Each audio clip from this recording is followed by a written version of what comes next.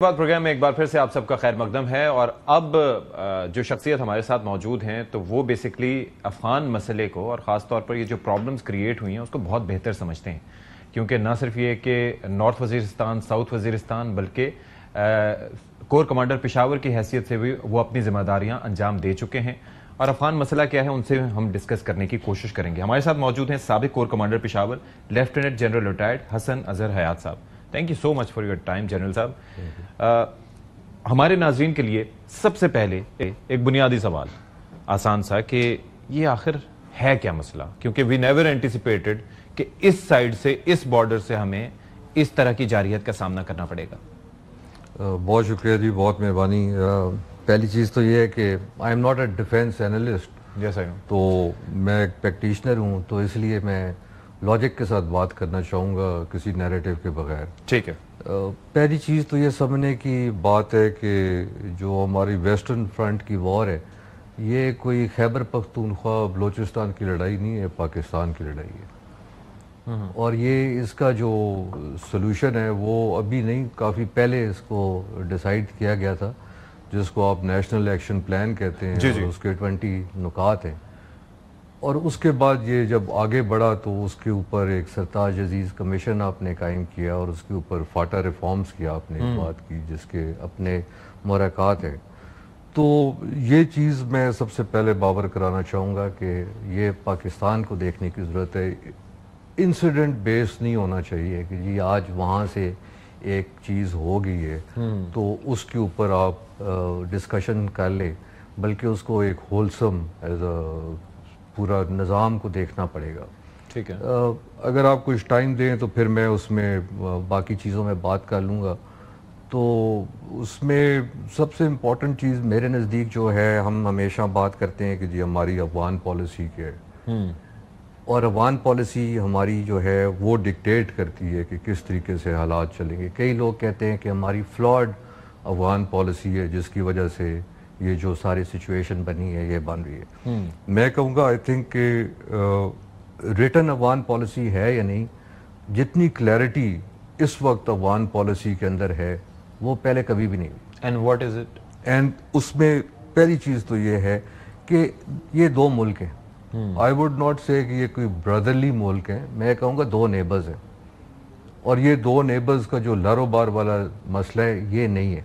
सो वो पहली बार एक चीज़ क्लैरिटी आ रही है कि ये दो मुल्क हैं और इतना जो भी अपने रिलेशन रखने हैं वो अपने दो मुल्कों के हिसाब से रखने हैं। दूसरी जो क्लैरिटी आ रही है वो बॉर्डर की सैंक्टिटी जो है, वो हमने काफ़ी कोशिश की उस बॉर्डर को संभालने की, चाहे वो बाड़ लगाई, चाहे हमने फोर्सेस प्लग इन की, हमने अपने FC को रिफॉर्म किया, जो भी किया। दूसरी साइड से कितना काम हुआ वो देखने की बात है। लेकिन ये चीज़ सामने आई है कि अगर ये मसाइल अक्रॉस दी बॉर्डर रहेंगे, उस सूरत में पाकिस्तान जो है वो शाय अवे नहीं करेगा बॉर्डर के क्रॉस जाके अपने दुश्मन को लेने के लिए। ठीक है। तीसरी चीज़ ये अफगान जो है उनको अफगानिस्तान की तरफ देखना चाहिए और पाकिस्तान को पाकिस्तान की तरफ। कहने का मकसद ये है कि ये जो रेफ्यूजीज़ का मसला है, इसमें जितनी क्लैरिटी अभी आई है कि the refugees have to go back, उसमें कभी कभी मैं भी एक गांव का रहने वाला हूं, हमारे लोग भी काम करते हैं, बड़े अरसे से लोग हमारे साथ रह रहे हैं, अच्छे लोग भी हैं, लेकिन इनको अगर वापस जाना है तो वो वापस जा रहे हैं। तो ये जो एक मसला है कि अफगानिस्तान को अफगानिस्तान की तरफ देखना पड़ेगा और पाकिस्तान को पाकिस्तान की तरफ देखना पड़ेगा। एक और क्लैरिटी जो बहुत सामने आ रही है कि अफगानिस्तान जो है ये एक प्ले ग्राउंड रहा प्रॉक्सीज का, और उसमें TTP एक वाज़े तौर पे एक प्रॉक्सी के तौर पे सामने आई है। ठीक है। इसी तरह अफगान जो है वो किसी की प्रॉक्सी ना बने। लेकिन वहां पर it's not just about TTP, वहां पर तो दर्जनों तंजीमें हैं जो भी हैं। प्रॉक्सी की जब मैं बात कर रहा हूँ तो वो TTP एक हमें अफेक्ट करती है, बट ISKP है, दाइश की भी बात होती है। तो जो भी है वो प्रॉक्सी वाला काम खत्म होना पड़ेगा। ये आजकल का दौर है जी, इसमें कोई चीज़ छुप नहीं सकती और वो बड़ा क्लैरिटी है। और जो सबसे ज़्यादा स्टिकिंग पॉइंट है इसके अंदर वो TTP इटसेल्फ है और उसका क्या करना है अफगान पॉलिसी में। तो ये एक उस पर बाद में भी बात हो सकती है। ठीक है। तो हम जब भी अफगान पॉलिसी की बात करना शुरू करते हैं तो हम ट्रेड से शुरू करते हैं, और हम हेल्थ से शुरू करते हैं, हम एजुकेशन से शुरू करते हैं, हम सेंट्रल एशियन कंट्रीज के साथ कनेक्टिविटी की बात करते हैं। ये डिजायरेबल्स है, ठीक है, इसको बढ़ना चाहिए, इसमें कोई दो राय नहीं है। लेकिन ये जो मैंने आपको 5-6 चीजें बताई हैं, आई थिंक इतनी क्लैरिटी तो as a state of Pakistan कभी नहीं आए। दूसरी चीज जो मैं जिस पे बात करना चाहूंगा वो अंडरस्टैंडिंग ऑफ अफगानिस्तान है। मेरा हमेशा ओपिनियन रहा है कि अफगानीज जो हैं वो पाकिस्तान को और पाकिस्तान के सिस्टम्स को बहुत अच्छा जानते हैं। शायद हमारे लोगों को because they were born here, they lived here, they have linkages here, so बड़ा वो एक businesses are here। जी हाँ, तो वो है, रिलेटिव्स हैं, इंटर मैरिजेस हैं, वो अभी इसको अपना राइट समझते हैं। तो वो जो अफगानिस्तान को हम जरा कम समझते हैं।